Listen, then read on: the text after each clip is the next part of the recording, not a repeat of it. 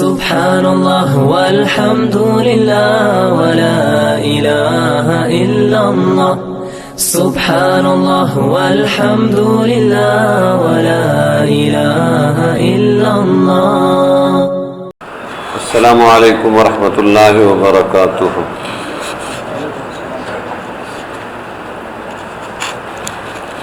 اعوذ باللہ من الشیطان الرجیم. بسم اللہ الرحمن الرحیم.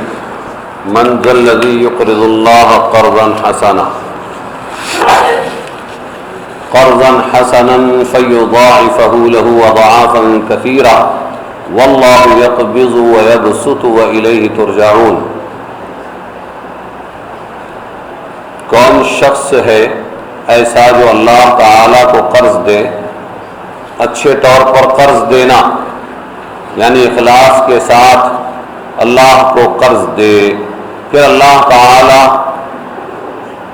اس قرض کے ثواب کو بڑھا کر بہت سے حصے کر دیتا ہے، بہت بڑا چڑھا کر دیتا ہے. مت کرو کہ خرچ کرنے سے مال کم ہو جائے گا.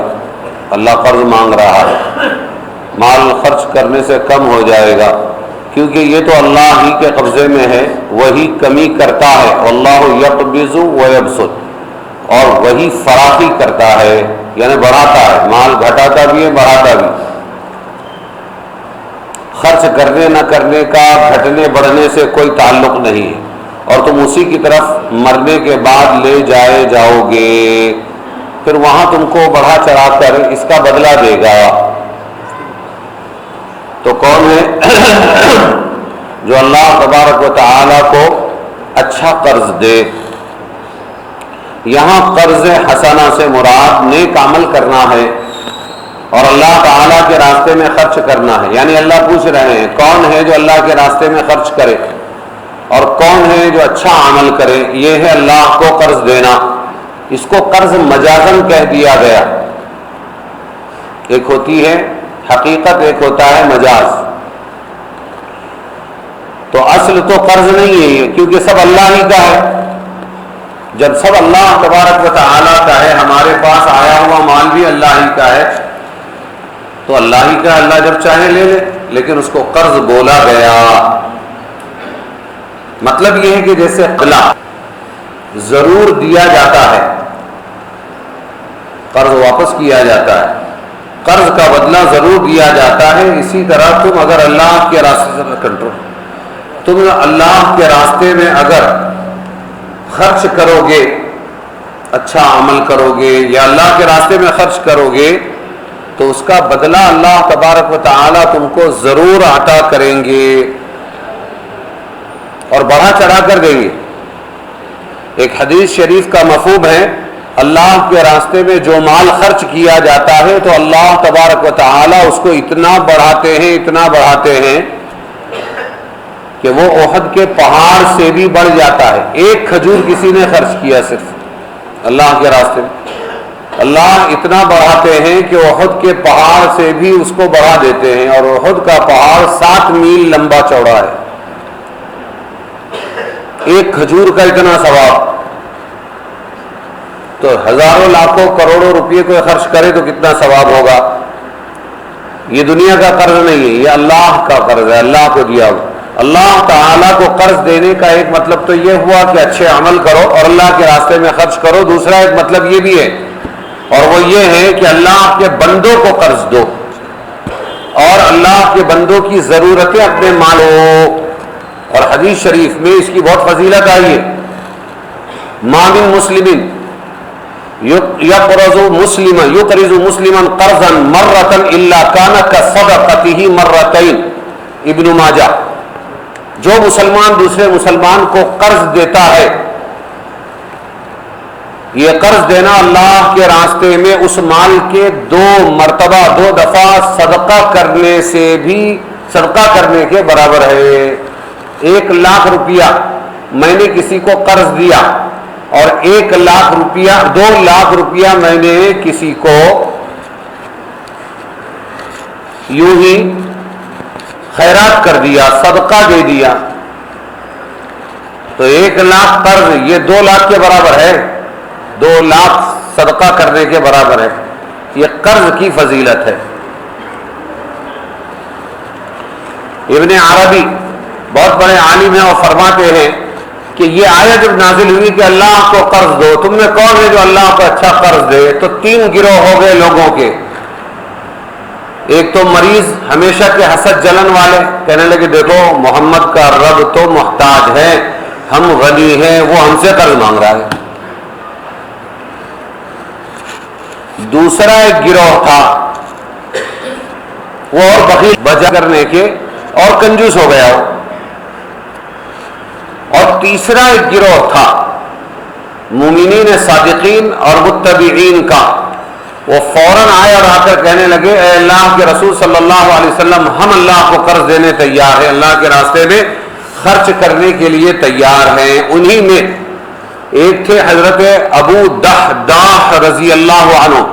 وہ آئے اور آ کر یوں عرض کی کہ اللہ کے رسول صلی اللہ علیہ وسلم اللہ قرض مانگتے ہیں، حالانکہ وہ تو بے نیاز ہے. اللہ کے رسول نے فرمایا ہاں اللہ تعالیٰ یہ چاہتے ہیں کہ اس کے ذریعے وہ تم کو جنت میں داخل کر دے. ابو دحداح رضی اللہ عنہ نے عرض کیا آپ اپنا ہاتھ آگے بڑھائیے اور یہ کہا اللہ گواہ ہے کہ میرے پاس 2 باغ ہیں کھجور کے، اس کے سوا کوئی ملکیت نہیں، میں نے دونوں اللہ کے راستے میں وقف کر دیا، کچھ نہیں بچایا. تو اللہ کے رسول صلی اللہ علیہ وسلم نے یوں فرمایا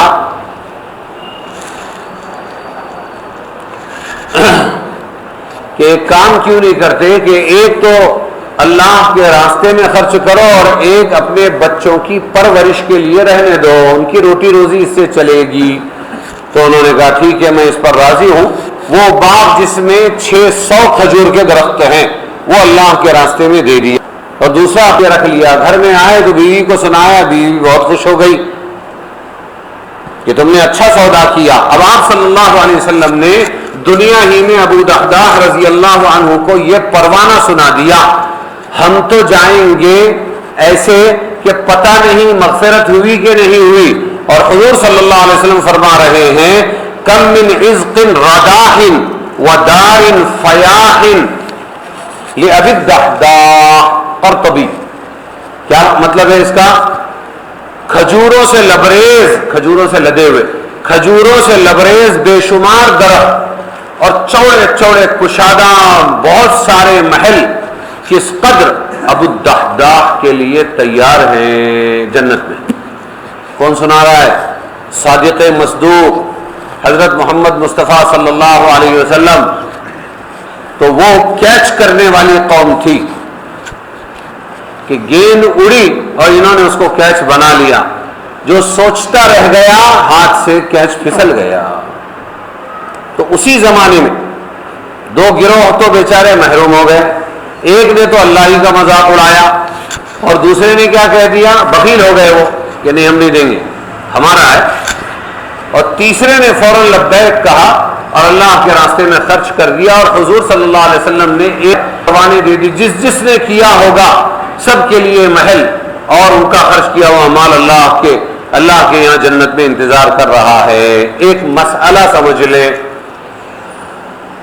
قرض میں واپسی کے وقت اگر زیادتی کی شرط نہ لگائی گئی ہو، میں نے آپ کو 1 لاکھ روپیہ دیا، آپ نے لیا، 6 مہینے بعد واپسی طے ہو گئی اور کوئی شرط نہیں لگی یہ 1 لاکھ روپیہ لینا بھائی 1 لاکھ روپیہ دے دینا. اب دینے والے کی یہ ذمہ داری ہے کہ وہ اگر اپنی طرف سے قرض سے کچھ زیادہ 1,05,000 1,10,000 1,02,000 اگر زیادہ ادا کرتا ہے اوپر تو یہ پسندیدہ ہے، جائز ہی نہیں ہے بلکہ یہ پسندیدہ ہے. کیوں پسندیدہ ہے؟ آپ صلی اللہ علیہ وسلم کی حدیث ہے ان خیارکم احسنکم قضاء، تم میں سب سے بہتر آدمی وہ ہے جو اپنے حق قرض کو اچھے طریقے سے ادا کرے. اور اچھا طریقہ یہی ہے لاکھ آپ کا اور اوپر مجھے اس سے کافی فائدہ ہوا 5,000 آپ کو اور میری طرف سے، یہ جائز ہے. لیکن اگر پہلے سے یہ شرط لگا دی کہ بھائی دے تو رہا ہوں، جیسے آپ بھائی کو بینک کا سسٹم سمجھاتا ہے، بینک کا سسٹم کہ میں دینے کو تیار ہوں لیکن تیرے کو تو معلوم ہے اگر میں بینک میں رکھوں تو کیا ملے گا، 10,000 تو دے، وہ دے دیتا ہے بیچارہ، لیکن دل پر کیا بیتتی اس کے. اگر پہلے سے شرط لگا دی تو 1 پیسہ بھی جائز نہیں ہے. پورا 1 لاکھ کا 1 لاکھ دینا ایک پیسہ بھی جائز نہیں، حرام ہے، سود ہے. یہ ہے مسئلہ، اچھی طرح ذہن میں ہونا چاہیے. خلاصہ کیا ہوا اس آیت کا؟ اس کی تفسیر کا خلاصہ یہ ہے، یہ سورہ بقرہ کی 245ویں آیت ہے. اللہ کو قرض دینا یعنی نیک عمل کرنا ہے اور اس کے راستوں میں خرچ کرنا ہے. اللہ کو قرض دینے کا مطلب اس کا بدلہ اللہ بڑھا چڑھا کر دیں گے. حدیث میں ہے ایک کھجور اللہ کے راستے میں خرچ کیا جائے تو اللہ تبارک و تعالی اس کو اتنا بڑھاتے ہیں کہ وہ احد پہاڑ سے بڑا ہو جاتا ہے. دوسرا مطلب اللہ کو قرض دینے کا یہ ہے کہ اللہ کے بندوں کو قرض دیا جائے، ان کی ضرورت پوری کی جائے. حدیث میں ہے جو مسلمان دوسرے مسلمان کو قرض دیتا ہے یہ اللہ کے راستے میں ڈبل صدقہ کرنے کے برابر ہے. یہ آیت سن کر لوگوں کے 3 گروہ ہو گئے. نمبر 1 اللہ کا مذاق اڑانے والا، رسول کا مذاق اڑانے والا، اور دوسرا بخیل کنجوس، اور تیسرا فوراً عمل کرنے والا. اب دوسری آیت ہے، یہ آیتیں ہیں 246 247 250 250 251. أَلَمْ تَرَ إِلَى الْمَلَإِ مِنْ بَنِي إِسْرَائِيلَ مِنْ بَعْدِ مُوسَى إِذْ قَالُوا لِنَبِيٍّ لَهُمُ ابْعَثْ لَنَا مَلِكًا نُقَاتِلْ فِي سَبِيلِ اللَّهِ قَالَ هَلْ عَسَيْتُمْ إِنْ كُتِبَ عَلَيْكُمُ الْقِتَالُ أَلَّا تُقَاتِلُوا قالوا وما لنا ألا نقاتل في سبيل الله وقد خرجنا من ديارنا وأبنائنا فلما كتب عليهم القتال تولوا إلا قليلا منهم والله عليم بالظالمين.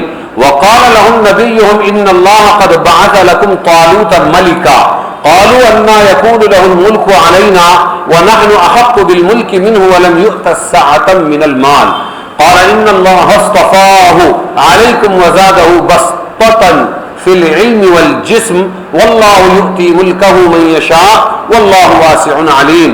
وقال لهم نبيهم إن آية ملكه أن يأتيكم التابوت فيه سكينة من ربكم وبقية مما ترك آل موسى وآل هارون تحمله الملائكة إن في ذلك لآية لكم إن كنتم مؤمنين.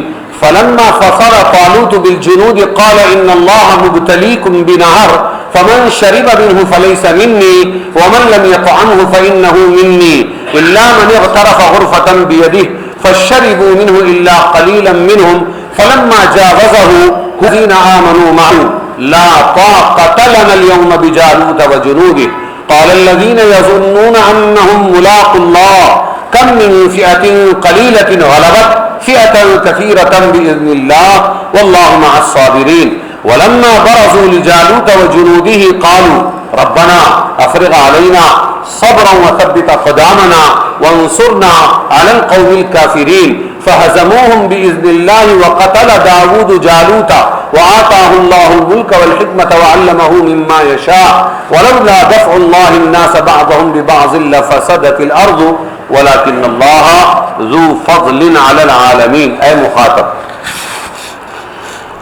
ان آیتوں کا مقصد کیا ہے؟ اس مقام میں زیادہ ترغیب قتال کی ہے، لڑائی، اور اوپر کا قصہ اسی کی تمہید ہے.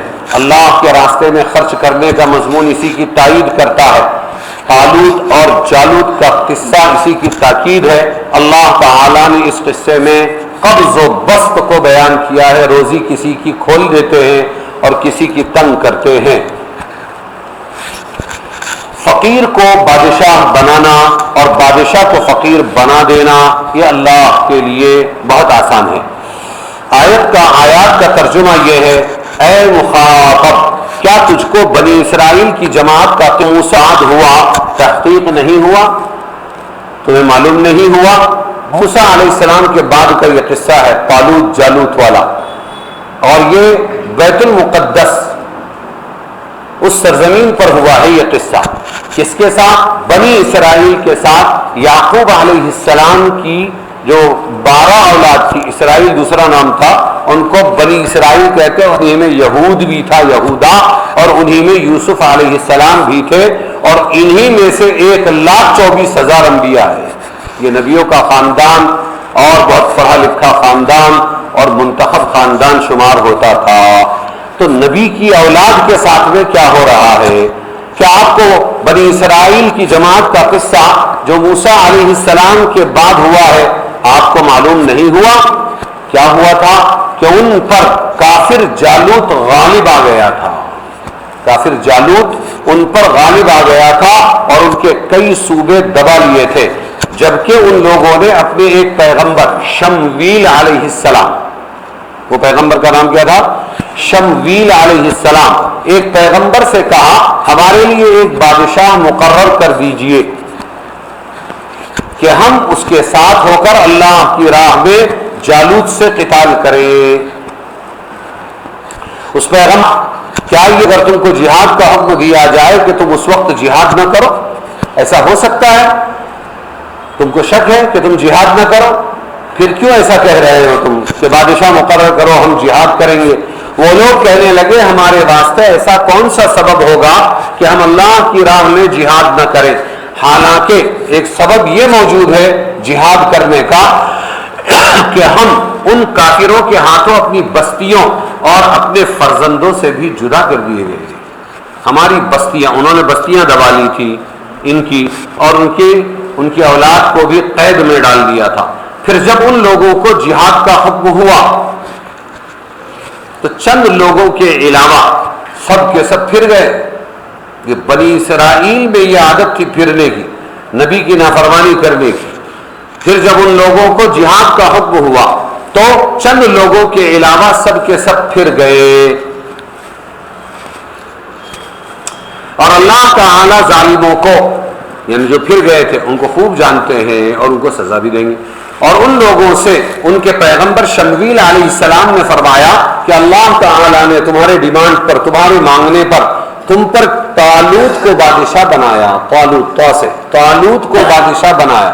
کافر بادشاہ جالوت ہے اور یہ بادشاہ بنائے گئے طالوت ہے۔ ان کو کہنے لگے ان کو ہم پر حکمرانی کا کیسے حق حاصل ہو سکتا ہے، حالانکہ بنسبت ان کے ہم حکمرانی کے زیادہ مستحق ہے، اور ان کے پاس تو مال بھی نہیں ہے، ان کے پاس مال بھی نہیں ہے، کیونکہ طالوت غریب آدمی تھے۔ ان پیغمبر شمویل علیہ السلام نے جواب دیا کہ اول تو اللہ تعالیٰ نے تمہارے مقابلے میں ان کو منتخب فرمایا، بس یہ بات ختم ہو جاتی ہے۔ وٹ حکم، شاہی فرمان اللہ نے، اللہ کے آگے کون ہے؟ بس اسی پر مان لینا چاہیے کہ اللہ کو سمجھتا ہے کہ اپنے کو سمجھتا ہے زیادہ۔ اللہ نے ان کو تمہارے مقابلے میں منتخب فرمایا ہے، اور انتخاب کی مصلحتیں اللہ کو معلوم ہے کیوں بنایا ہے۔ اور دوسرے، علم سیاست و حکمرانی میں، علم میں اور جسم میں وہ زیادہ مضبوط ہے۔ تو سیاست و حکمرانی کا علم جب ان کو زیادہ ہے تمہارے سے، اور دکھنے میں بھی موافق اور مخالف سب پر ان کا رعب چھائے، اس لیے جسم میں بھی اللہ نے ان کو مضبوط بنایا ہے، تو وہ زیادہ اچھا نظام چلا سکتے ہیں۔ اور تیسرے، اللہ تعالی مالک الملک ہے، اپنا ملک جس کو چاہے دے۔ تم کون ہوتے ہو راضی اور ناراض ہونے والے؟ کوئی اس کو پوچھنے کا حق نہیں رکھتا۔ اور چوتھے، اللہ حق دے، اللہ تعالیٰ کیا کرنے والے ہیں؟ آج غریب دکھ رہے ہیں، تو کیا دنیا کے سارے غریب پہلے سے امیر تھے؟ سارے امیر پہلے سے امیر تھے؟ نہیں، بلکہ اللہ تعالیٰ تنگی بھی دیتا ہے، فراخی بھی دیتا ہے۔ تو اللہ وسعت دینے والے، ان کو مال دینا اللہ کے لیے کیا مشکل ہے جس کے اعتبار سے تم کو شبہ ہو؟ اور جاننے والے ہیں اللہ تعالیٰ کہ کون سلطنت کا، حکومت کا کے لائق ہے۔ اور جب ان لوگوں نے پیغمبر سے درخواست کی، ٹھیک ہے آپ کہہ رہے ہیں طالوت کو ہمارا بادشاہ مقرر کر دیا گیا، تو کوئی ظاہری نشانی بھی تو ہم کو سمجھ میں آوے کہ یہ بادشاہ ہے، ہم کیسے سمجھیں گے؟ تو انہوں نے فرمایا شمویل علیہ السلام نے کہ ایک نشانی ہے، اور وہ نشانی یہ ہے کہ ان سے ان کے پیغمبر نے فرمایا کہ من جانب اللہ، ان کے بادشاہ ہونے کی یہ علامت ہے کہ تمہارے پاس وہ صندوق، ایک صندوق تھا، تابوت کہتے تھے اس کو، تابوت سکینہ، وہ صندوق بغیر تمہارے لائے ہوئے وہ صندوق خود بخود تمہارے پاس آ جائے، جس میں تسکین بھی ہے، سکون بھی ہے، اور برکت کی چیزیں بھی ہے۔ موسیٰ علیہ السلام تمہارے رب کی طرف سے، یعنی تورات اور تورات کا من جانب اللہ ہونا تو ظاہر ہے، اور کچھ بچی ہوئی چیزیں ہیں جن کو حضرت موسیٰ علیہ السلام، حضرت ہارون علیہ السلام کے کچھ کپڑے وغیرہ تھے اس کے اندر، اور ان کے پاس بنی اسرائیل میں چلا آتا تھا، اور اس کی وجہ سے اللہ ان کو فتوحات دیتا تھا۔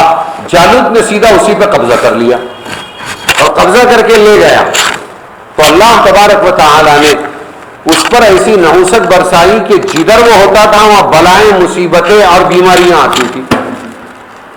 تو پھر اس نے کیا کیا؟ تو وہ صندوق تمہارے پاس آ جائے گا، تم لوگوں کے واسطے پوری نشانی اگر تم یقین لانے والے ہو۔ انہوں نے کہا ٹھیک ہے، بہت اچھی بات ہے۔ اب طالوت جو ہے وہ فوجوں کو لے کر اپنے مقام یعنی بیت المقدس سے، بیت المقدس کے رہنے والے تھے، یہ انبیاء کی بستی ہے بیت المقدس، اور عمالقہ ایک قوم تھی، یہ بہت اونچے لمبے چوڑے ڈیل ڈول والے پیدا کیے تھے اللہ تعالیٰ نے، ان کی بستی الگ تھی، وہاں سے آتے تھے اور وہاں کے حملہ کرتے تھے اور جھگڑا کرتے تھے۔ تو طالوت فوجوں کو لے کر اپنے مقام بیت المقدس سے عمالقہ کی طرف چلے، تو انہوں نے اپنے ہمراہی پیغمبر کی وحی کے ذریعے دریافت کر کے ساتھیوں سے کہا کہ دیکھو آگے ایک نہر آ رہی، گرمیوں کا زمانہ بہت ہے، اب اللہ تعالیٰ تمہارا امتحان لیں گے اس نہر پر، ایک نہر کے ذریعے، تو پیاس لگے گی تم کو، تو پکے اور کچوں کو آزمایا جائے گا، شخص ہوگا وہ میرے ساتھیوں میں سے نہیں ہے، اور جو شخص اس کو زبان پر بھی نہ رکھے، نہ چکھے، صبر کرے، وہ میرے ساتھیوں میں سے ہے، لیکن جو شخص اپنے ہاتھ سے ایک چلو بھر لے بہت مجبوری میں، اتنا معاف۔ اب جب وہ نہر پہ پہنچے تو سب نے اس سے بے تحاشا پینا شروع کر دیا، پانی بے تحاشا پینا شروع کر دیا، مگر تھوڑے آدمی تھے، انہوں نے صبر کیا اور انہوں نے اس کو چکھا بھی نہیں، یا چلو بھر کیا ہوگا۔ تو جب طالوت اور مومنین جو ان کے ساتھ تھے نہر سے پار اتر گئے اور اپنے مجمع کو دیکھا طالوت علیہ السلام نے، تو تھوڑے سے آدمی رہ گئے تھے، باقی سب کے سب اس وقت بعض آدمی آپس میں کہنے لگے کہ آج تو ہمارا مجمع اتنا کم ہے، اب یہ پاس ہو گئے، ہاں ہمارا مجمع اتنا کم ہے کہ اس حالت سے ہم جالوت اور اس کے لشکر کے مقابلے کی طاقت نہیں رکھتے، ہم طاقت نہیں رکھتے، ہم مقابلہ نہیں کریں گے۔ یہ اکثر لوگوں نے کہا، لیکن ایسے لوگ بھی تھے ان میں جنہوں نے یوں کہا، ان کو یہ خیال تھا کہ اللہ تعالیٰ کے روبرو ہم کو پیش ہونا ہے، یعنی آخرت کا خیال تھا۔ کثرت سے اکثر ایسے واقعات ہو چکے ہیں کہ بہت سی چھوٹی چھوٹی جماعتیں بڑی بڑی جماعتوں پر خدا کے حکم سے غالب آ گئی۔ کم من فئۃ قلیلۃ غلبت فئۃ کثیرۃ باذن اللہ، اللہ کے حکم سے بڑی جماعت پر غالب آ گئی، وہ دوسرے چلے گئے، ہم تھوڑے ہیں کوئی بات نہیں، جب نکلے ہیں تو گر جائیں گے اللہ پر بھروسہ کر کے۔ اصل چیز ہے جمنا، کیا ہے؟ اور اللہ تعالیٰ استقلال والوں کا ساتھ دیتے ہیں، صبر والوں کا ساتھ دیتے ہیں۔ اور جب وہ عمالقہ کے علاقے میں پہنچ گئے، وہ بڑے بڑے ڈیل ڈول والے لوگوں کے علاقے میں، اور جالوت اور اس کے فوجوں کے سامنے میدان میں آمنے سامنے ہو گئے، تو اب انہوں نے اپنے اللہ سے دعا مانگی۔ وہ دعا کیا تھی؟ کہنے لگے اے ہمارے پروردگار، ہم پر استقلال یعنی صبر نازل فرما، ہم پر کیا نازل فرما؟ ہمارے دلوں پر صبر اور جمنا، تو جمائے گا تو جمیں گے اور تو نہیں جمائے گا تو اکھڑ جائیں گے، اور مقابلے کے وقت ہمارے قدم جمائے رکھ، ثبت اقدامنا، ہمارے قدموں کو جمع دے اور ہم کو اس کافر قوم پر غالب کیجیے۔ پھر طالوت والوں نے جالوت والوں کو اللہ کے حکم سے شکست دے دی، حق والوں نے باطل والوں کو اللہ کے حکم سے شکست دے دی۔ اور ایک سپاہی تھے، تاکہ سپاہی تھے، ان کا نام تھا داؤد، جو داؤد علیہ السلام بعد میں چل کے بنے۔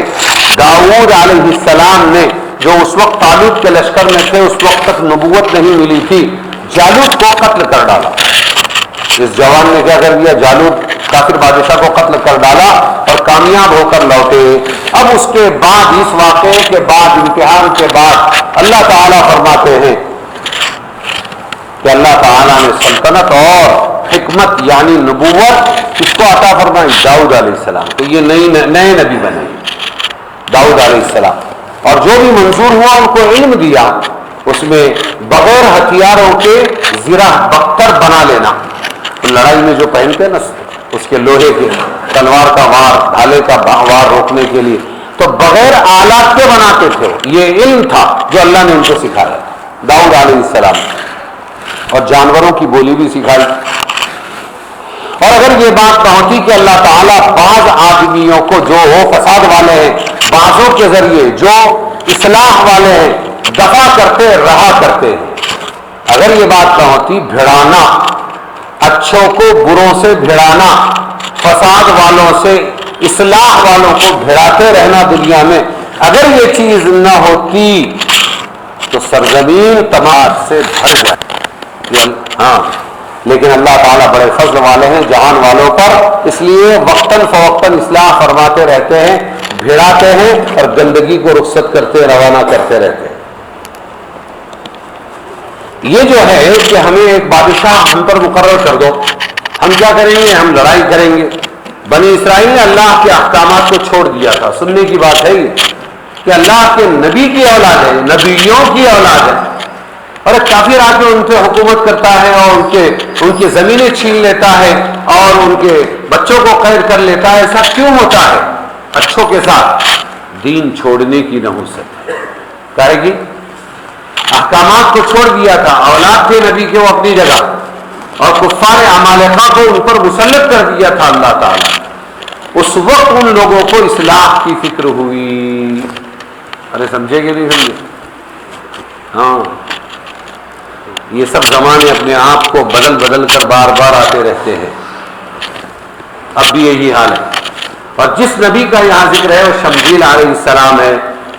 تابوت تمہارے پاس آئے گا تو وہ تابوت کیسے آیا؟ وہ تابوت تھا ان کے خاندانوں سے چل رہا تھا، اس میں تبرکات تھی، اور یہ لوگ لڑائی میں آگے رکھتے تھے، جیت جاتے تھے بنی اسرائیل، اسی کو قبضہ کر کے لیا اور لے گیا. اب وہ جہاں بھی جاتا تو وہاں فتنہ و فرقہ مصیبتیں ہوتی. تو اس نے یہ کیا، صورت یہ انہوں نے کہہ دیا تھا شمشیل علیہ السلام، وہ تابوت تمہارے پاس تمہارے لائے بغیر آ جائے گا تو تب تو مان لو گے. تابوت آ جائے گا، ہمارے لائے بغیر آئے گا، وہ کافر بادشاہ سے نکل کے آئے گا. ٹھیک ہے، ہم تابوت کو بادشاہ مان لیں گے. تو ایسا ہوا کہ وہ پریشان ہو گیا. اب یہ کس نے کیا؟ اللہ نے کیا. وبائیں پھیلنے لگی، بلائیں آنے لگی. 5 شہر ویران ہو گئے. اس نے آخر مجبور ہو کر کہا لاؤ وہ تابوت، اور 2 بیلوں کی گاڑی ہوگی، اس پر رکھا اور بھگا دیا. کیا کیا اس نے؟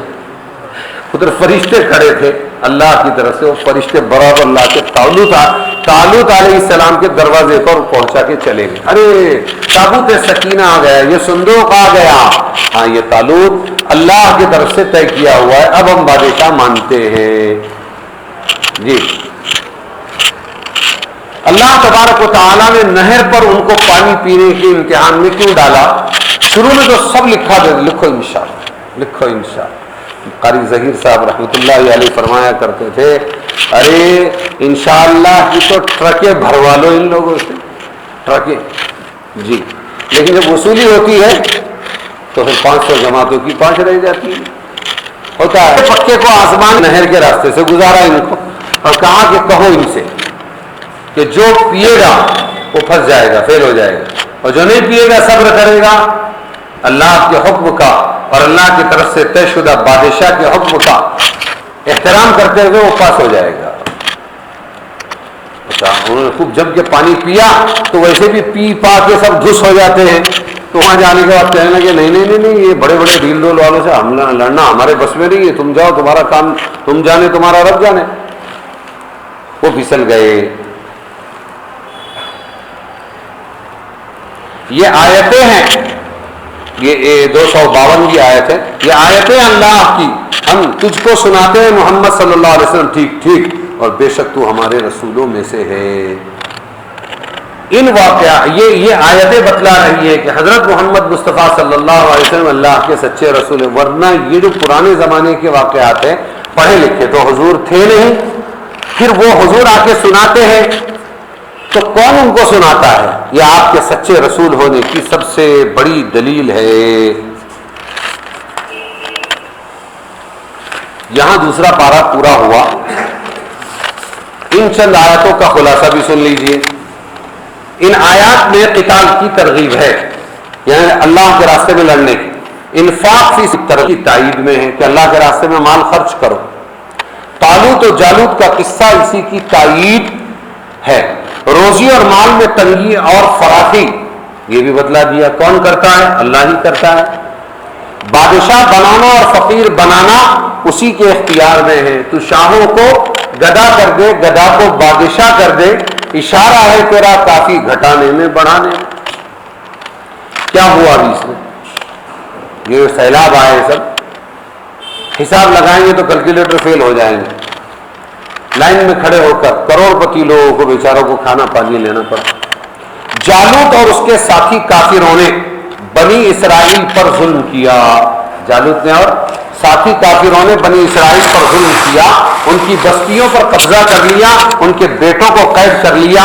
تو انہوں نے شمویل علیہ السلام نبی سے عرض کیا کہ ایک بادشاہ مقرر کرا دو، ہم اللہ کی راہ میں قتال کریں گے۔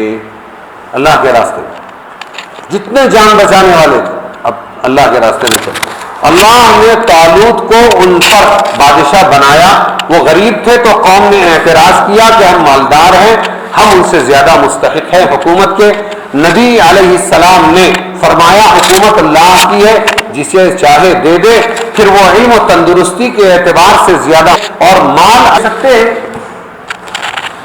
ان کے من جانب اللہ بادشاہ ہونے کی ظاہری علامت بھی دیکھ لو کہ تابوت سکینہ فرشتے طالوت کے دروازے پر لے آئیں گے۔ فرشتے کہاں لائیں گے؟ لے آئیں گے۔ قوم نے مان لیا، پھر بیت المقدس سے عمالقہ قوم کی بستی کی طرف چلے۔ نہر سے پانی پینا امتحان بنا، پینے والے فیل ہو گئے اور باقی کامیاب ہو گئے۔ کامیاب ہونے والوں میں سے بعض نے لڑنے سے انکار کر دیا، اور اکمل ایمان والے جن کا ایمان بہت ہی زیادہ مضبوط تھا ان لوگوں نے ساتھ دیا، یہ کہتے ہوئے کہ بہت سی چھوٹی جماعتیں بڑی جماعتوں پر غالب آ جایا کرتی ہے۔ طالوت کے ایک کمانڈر تھے حضرت داؤد علیہ السلام، انہوں نے جالوت کافر بادشاہ کو قتل کر دیا، اس کے کافر ساتھی بھی قتل ہوئے، ایمان والوں کی جیت ہوئی۔ پھر داؤد علیہ السلام کو اللہ تعالیٰ نے حکومت اور نبوت دی، علم بھی دیا، یہ بتا دیا اللہ تعالیٰ نے کہ جیت کثرت اور ہار قلت کا نام نہیں، زیادہ ہونے سے جیتیں گے تعداد میں اور کم ہونے سے ہاریں گے، یا جو زیادہ ہے وہ جیتیں گے، جو کم ہوں گے وہ ہاریں گے۔ یہ فلسفہ نہیں ہے، بلکہ جیت ہمت سے ہوتی ہے، اللہ کی قدرت سے ہوتی ہے، اور بہت سی مرتبہ چھوٹی جماعتیں بڑی جماعتوں پر غالب آ جاتی ہے۔ اور لوگوں کو لوگوں سے بھڑانا یہ خاص چیز ہے، لوگوں کو لوگوں سے یہ لڑائیاں جو ہوتی رہتی ہیں، لوگوں کو لوگوں سے بھڑانا اور ہرانا جتانا یہ اللہ کی زبردست مصلحت ہے۔ کیا ہے؟ وَلَوْلَا دَفْعُ اللَّهِ النَّاسَ بَعْضَهُمْ بِبَعْضٍ لَفَسَدَتِ الْأَرْضُ، ورنہ روئے زمین فساد سے بھر جائے گی۔ یہ ہوتے رہے۔ یہ بھی پتہ چلا کہ ماضی کی یہ خبریں سنانا آپ صلی اللہ علیہ وسلم کے نبی برحق ہونے کی سب سے بڑی دلیل ہے۔ آگے کے لیے دیکھو ہمارے متولی حضرات کیا فیصلہ کرتے ہیں۔ میں جا رہا تھا 2 دن پہلے ہی نپانی کی طرف، لیکن ہمارے عارف بھائی کا عین موقع پر فون آ گیا، ایک 15-20 منٹ پہلے۔ انہوں نے کہا کہ بھائی جمعہ میں اعلان کرا دیتے ہیں، اگر سنیچر کو تفسیر ہو جائے تو اچھا ہے۔ میں نے کہا نیکی اور پوچھ 2 دن مؤخر کر دیا، میں رک گیا اسی کے لیے۔ لیکن میرے ذہن میں ایک بات اور بھی آئی کہ جب رکیں گے، میں اکثر وہاں رہتا ہوں، 1.5 مہینہ بھی رہ جاتا ہوں، جب یہاں رکیں گے تو پھر 1 دن کے بجائے 2 دن اگر کر دے تو اچھا ہے، وہ آپ لوگوں کی رضامندی مشورے پر ہے۔ اب کون سا دن ہے وہ آپ لوگ دیکھ لیں، لیکن ہمارے یہاں دعوت کا کوئی تقاضا یا مرکز کا کوئی تقاضا یا مشورہ، اس پہ کوئی زد نہ پڑے ایسا طے کیا جائے تو فائدہ ہوگا، اور نہیں ہوا تو پھر یوں ہی چلتے رہیں گے۔ یہ اس پس منظر میں کہہ رہا ہوں کہ عارف بھائی بولنے لگے ابھی 2 سال ہو گئے تقریباً اب تک، لاک ڈاؤن 1.5 سال کھا گیا اس میں سے، ابھی اپن دوسرے پارے پر ہی یہ ہے، تو جیتے جی قرآن کی تفسیر پوری ہوگی کہ نہیں ہوگی؟ وہاں سے مجھے فکر لگا کہ ذرا سپیڈ بھی بڑھا دینا چاہیے، زوائد کو ختم کرنا چاہیے، اور ایسا ہو کم سے کم کہ 1-2 مہینے کے اندر ایک پارہ ہو جائے، یہ بھی ہو جائے تو بہت بڑی بات ہے۔ اب آپ لوگ مشورہ کریں، پھر مجھے مطلع کریں، انشاءاللہ ویسا چلیں گے۔ اللہم صلی علی سیدنا مولانا محمد وعلی آل سیدنا مولانا محمد مبارک وسلم۔ اے اللہ ہمارے گناہوں کو معاف فرما، ہمارے خطاؤں سے درگزر فرما، قدم قدم پر نصرت فرما، مدد فرما، اپنا فضل اپنی تائید شامل حال فرما، نفس و شیطان کے مکر سے حفاظت فرما۔ اے اللہ جماعتوں کی چلت پھرت کو قبول فرما، اے اللہ مقصد حاصل ہو جائے اس کی توفیق نصیب فرما۔ اے اللہ باطل عزائم کو خاک میں ملا، باطل ارادوں کو ملیامید کر، باطل کی ہوا اکھیڑنے کے فیصلے فرما، حق کے پنپنے کی غیب سے شکلیں صورتیں پیدا فرما۔ مسلمان جہاں جہاں بے بس ہیں، بے کس ہیں، اغیار کی چنگل میں پھنسے ہوئے ہیں، سب کی مدد فرما۔ خلاف زدہ کی اے اللہ مدد فرما، حفاظت فرما، ان کو دوبارہ آباد کرنے کے فیصلے فرما۔ اے اللہ ہم نے جو مانگا وہ بھی عطا فرما، جو مانگنے سے رہ گیا وہ بھی عطا فرما۔ اس علم کو ہمارے عمل اور تیرے تقرب کا ذریعہ بنا، ان دعاؤں کو قبول فرما۔ وصلی اللہ تعالی علی خیر خلقہ محمد وآلہ واصحابہ اجمعین برحمتک یا